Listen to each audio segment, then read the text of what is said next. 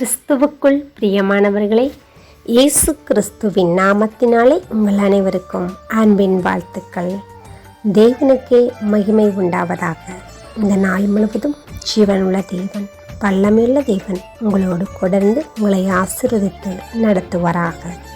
இன்றைய ஆசீர்வாதமான தேவ வார்த்தை: என் ஆபத்து நாளில் எனக்கு எதிரிட்டு வந்தார்கள், கர்த்தரோ எனக்கு ஆதரவாயிருந்தார். சங்கீதம் 18:18 இந்த வசனத்தின்படி தேவன் உங்களுக்கு ஆசீர்வாதத்தை கட்டளையிடுவார்.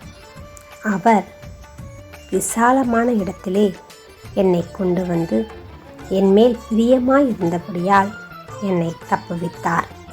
சங்கீதம் 18:19 ஆம் பிரியமானவர்களே, கர்த்தர் ஆபத்து நாளிலே உங்களை தப்புவிக்கிற தேவனாயிருக்கிறார்.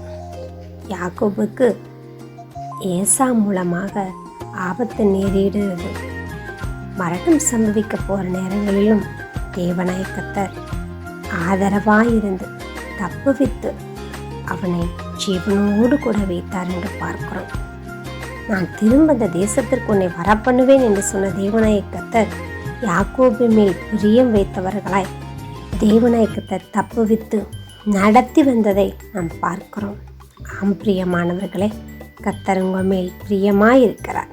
எல்லா எதிரான காரியங்களையும் முறியடித்து நன்மை செய்கிற தேவனாய் உங்களோடு தொடர்ந்து உங்களை ஆசீர்வதிக்க அவர் போதுமானவராயிருக்கிறார். ஜெயத்தை தருகிற ஜெய கிறிஸ்து உங்களுக்கு முன்பாக கடந்து செல்வார். கோணலை சபையாய் மாற்றுவார். ஆசீர்வாதத்தை நீங்கள் சுதந்திரித்துக் கொள்வீர்கள். God bless you.